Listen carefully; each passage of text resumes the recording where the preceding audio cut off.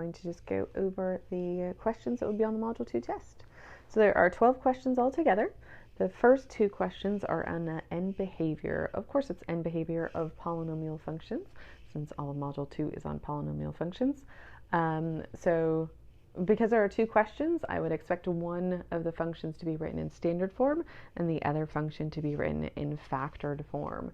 So remember, in factored form, then you have to add those exponents together in order to get the degree of the function. And if it's in standard form, then you're just looking at the highest exponent, and that will be the degree of the function.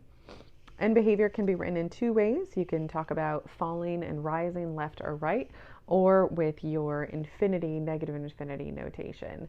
So if they're talking about as x goes to negative infinity, they're just saying to the left, right? X value is getting more and more negative, means you're going to the left. If you're talking about x going to positive infinity, that is talking about going to the right. Okay? And then if you're talking about the function going to positive or negative infinity, well, f of x is the same thing as y, so your y values getting higher and higher would be going to infinity, so that's rising. And then f of x going to negative infinity means that it is falling. Okay?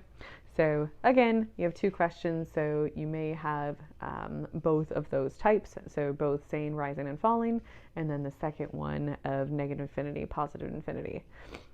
Both of those questions are going to be multiple choice, so you're just going to find which of those 4 options works for the end behavior of that polynomial. All right, next up, you have x and y intercepts of a polynomial. X-intercepts are the harder one of the 2. So x-intercepts where you're going to set that function equal to 0 and then solve it somehow. So either by factoring or doing the quadratic formula if it is a quadratic. For y-intercepts, then you're going to plug in x equals 0 into that whole function and then evaluate it to see what that y-intercept is. Next up, you have actually 3 questions of finding zeros of polynomials. So the first one, you're going to have an equation where it's going to ask you to find the zeros, and it is a factorable equation. So, you just pull out the least common multiple if you can, factor the rest of it, set each of those factors equal to 0, and solve. The second type of finding zeros is from a graph. So here you want to find both the zeros and the multiplicities. So to find the zeros, of course, that's just your x-intercepts, right? The real zeros are x-intercepts. So you're just going to look and see where is it touching the x-axis, crossing or touching the x-axis. And then the multiplicity is based off of the shape of the graph at each of those x-intercepts. So if it crosses straight through an x-intercept, that means it's a multiplicity 1 because it looks like a linear function. It looks like x to the 1. If it's touching it like a parabola, either coming down and then going back up, or coming up and then going back down to the x-axis, then it's a multiplicity of 2 because the function looks like x squared at that point, right? Multiplicity 2, x to the 2.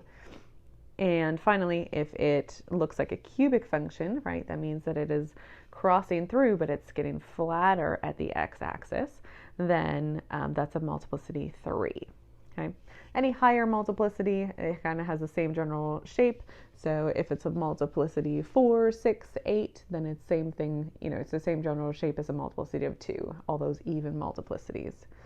And then as far as your odd multiplicities, a multiplicity of 5, 7, 9, etc. is going to look just like that multiplicity of 3. Okay. But for the most part, it's going to be either multiplicity 1, 2, or 3. And all the multiplicities add up to the degree of that whole function, and they'll tell you in that question what that degree is. Next, the third finding zeros is probably the longest question on the test. They're going to give you 1 zero of the polynomial, and then you need to find the remaining zeros of the polynomial. So you're going to be given a third degree function, so a cubic function. A third degree function means that it has 3 zeros. Okay, some might be real, some might be imaginary, some might be repeated, but the number of zeros matches the degree of the polynomial. So They're going to give you one of those 3 zeros. So what you need to do is put that 0 in your little box to make to do synthetic division. Divide it out, your remainder will be 0, and then that remaining quadratic function, set that equal to 0 and solve. You're probably not going to be able to factor it. If you can, that's great, factor it and solve. Otherwise, just use the quadratic formula to solve for those remaining zeros. So you're going to have 3 zeros altogether. They give you 1. They're asking you what are the other 2. So don't list all 3 on your test. Otherwise, Newton's going to mark it as wrong. I'll have to go back and give you full credit for it, but it's just asking for the other 2, the remaining ones. All right, next up, you are going to want to graph the function. So they're going to give you the equation, and then you have to find the graph. So that one is going to be multiple choice, which is good. It's a little bit difficult to graph something like this in Newton. So you're going to find the one that has the correct zeros, right? So set it equal to 0 and then solve to find those x-intercepts. And then the multiplicities, that'll show you the shape at each of those x-intercepts. And then also you know how to do end behavior from those first 2 questions there, right, based off of the degree and the leading coefficient. Next up, you have synthetic division. I don't really care, to be honest, if you guys do synthetic division or long division. If you've learned long division in the past and you know how to do it just fine, then go ahead and do it, okay? So synthetic division is just going to say divide this by this, and you're just going to do it. Sometimes the remainder will be 0, sometimes it won't be 0, because they just want you to practice dividing polynomials, okay?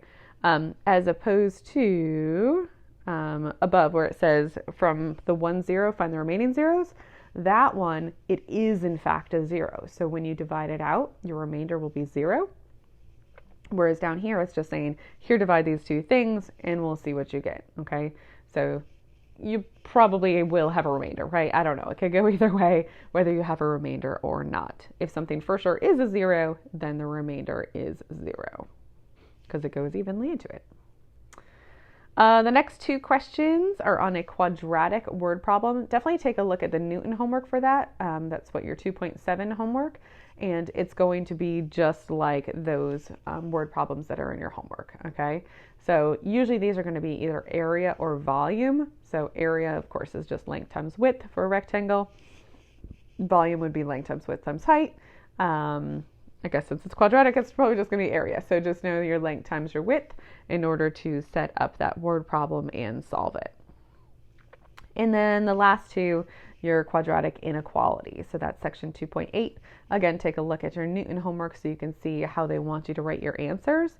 You should be able to write your answer both in interval notation with your brackets and parentheses, or graphing it on a number line, right? So either way, if you do have an equal sign in that inequality, then that corresponds to a closed circle on the number line, which corresponds to a bracket in your interval notation. If you don't have an equal sign, then it's an open circle, right? Remember, just like our piecewise functions from Module 1, which is the same thing as a parentheses in your interval notation. If it's going to negative infinity, positive infinity, then it always gets a parentheses. So there we go. Those are your 12 questions. Hopefully that helps, focus in on what you guys need to be studying. Of course, you have your Newton Review Center to help you study. And good luck with the test. Let me know if you have any questions. Have a great day.